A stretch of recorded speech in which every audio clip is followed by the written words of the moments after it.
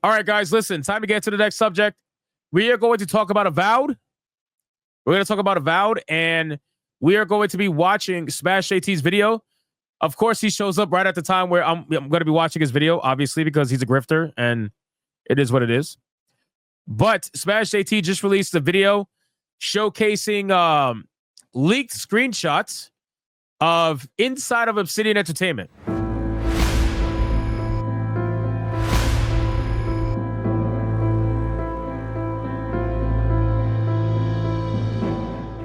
Where apparently they are advocating for the nonsense that's been happening lately.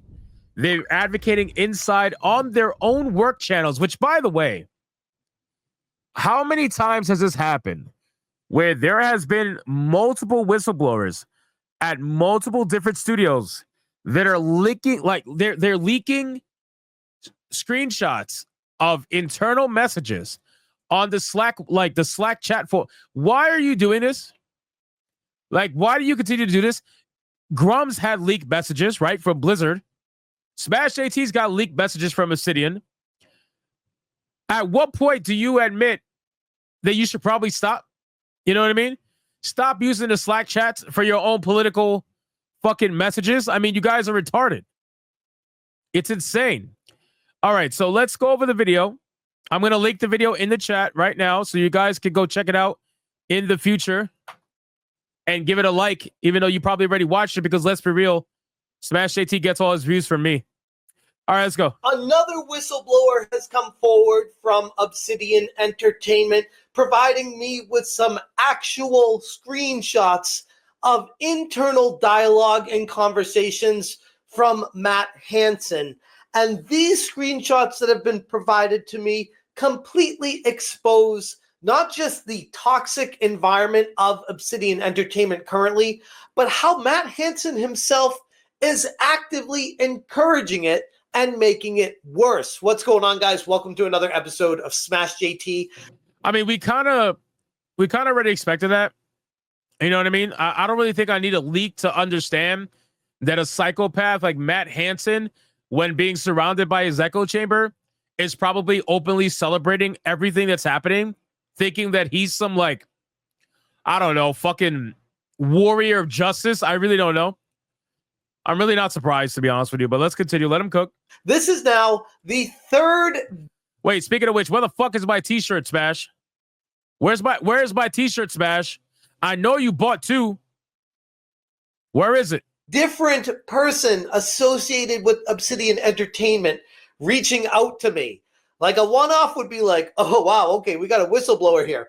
This is becoming like almost a daily trend where someone who works at Obsidian has had enough of the BS that they've been shoving down everyone's throat, and they want change to happen. JT. Hit that subscribe, give me a like, and check out smashjt.com for the full and extremely exhaustive article going through not just these screenshots, but additional information I've been told from other whistleblowers about Matt Hansen and his job security situation going on at Obsidian right now, because this is getting insane. A whistleblower with internal information from Obsidian Entertainment has come forward with shocking screenshots and Slack messages from Matt Hansen, completely exposing the company's internal toxic culture. This brave individual reached out to me with a burner email to protect their identity, fearing that, once again, of course, severe backlash for daring to expose the truth would soon follow if their name got out there. And it's a trend we're seeing not just at Obsidian Entertainment, but the video game industry at large has turned into this cult-like mentality of blackballing anybody who dares speak out against the ideology, the message. The information they've shared with me is honestly pretty troubling, not just for Matt Hansen, but the entire environment that's been created over the past few years at Obsidian Entertainment. And it paints a very grim picture of what life is like now at one time, one of the industry's most beloved. You know, to be honest with you, I feel like, I don't know. I feel like the industry as a whole, like what we're seeing with Obsidian, I feel like it's like that everywhere. I can't think of a studio aside from maybe Saber Like Saber, I don't think Saber has any evidence of being like that. I'm trying to think of any other studio that might not be like that. But at this point, like every single entertainment-based studio is essentially taken over or co-opted to some extent. And, you know, to be honest with you, it's kind of expected, because here's the reason why I say it's expected, okay? The arts as a whole, and when I say the arts, I mean in general, right? So actual art, video games, movies, Hollywood, anything that could be classified as art has notoriously been mostly a progressive, like, dominated thing. So with the arts being progressively dominated, it was only a matter of time that as the progressive movement tend to get a little bit more extreme as time went on, it was only a matter of time that those extremities would also be showcased in not only the art, but also the people who work in the arts. And that's just what we're seeing. That is the reason why that a lot of these people are hardcore psychopaths. You know, most of them, especially now, and you know, I know Smash has talked about this, but I've talked about this many times. We've talked about this on Saturday Night Hypnosis. You know, with Trump becoming president in January, it is going to be a living hell for almost anything entertainment based, because these people are going to be trauma dumping on everything they make for the next 4 years. So I guarantee you, as more video games come out and as more TV shows come out and more movies come out, I guarantee you it's just going to be nonstop trauma dumping of these people. Like, they're just going to trauma dump. People like Matt Hansen that are melting down over Donald Trump being president, they're all going to trauma dump in their writing. They're going to trauma dump in their video games and whatnot. It's just going to be nonstop. But anyway, let's continue. Beloved game development studios. I mean, just look at this fucking guy. Look at this guy. I got more muscle in my dick than his whole body. Look at this fucking guy. I mean, what is this? What am I looking at? This man hasn't known what it's been like to have testosterone since the day he came out of someone's vagina. What the fuck is this? This is insanity. But this is what it's like. This is what it's like over in, you know, the fucking entertainment industry. As with all my coverage with the video game industry, this insight I'm providing in this video is for informational purposes only. Please do not reach out, contact, or in any way, shape, or form harass any of the people I'm going to be naming in this video. The best way for us to fight back against the broken ideology is to simply shine a light on it and let nature run its course naturally on this. It's the only way. Somebody in the chat said that I should go see a doctor about that. I mean, it's not my fault it's thick.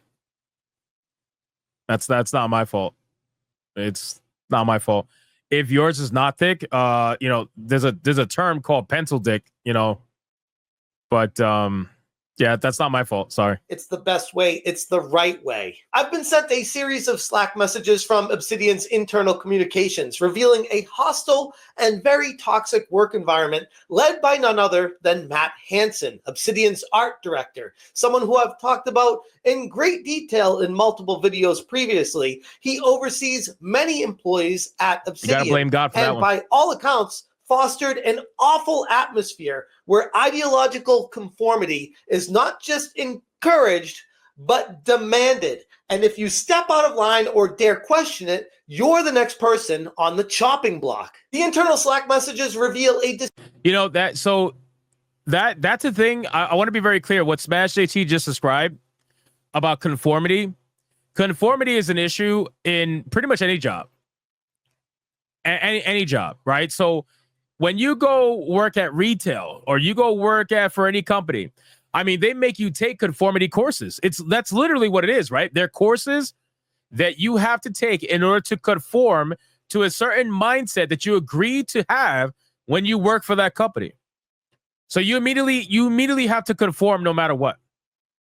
So conformity, unfortunately, is just a common thing in corporate America, especially now more than ever. Because, you know, Now, I mean, I could only imagine. I get messages all the time from people that work at different jobs, and they send me screenshots of all the courses they have to take, and my God, are they fucking ridiculous. Ridiculous. So it's really not, it's not shocking. Disturbing trend of certain employees at Obsidian banding together to ridicule and berate not just Elon Musk, but also going at Grums on Twitter. These people have Grums derangement syndrome and Musk derangement syndrome. Facts. They cannot stand people on the other side of their ideologies. Don't lower yourself, Smash JT. There's some people out there that got smashed derangement syndrome too. Like me.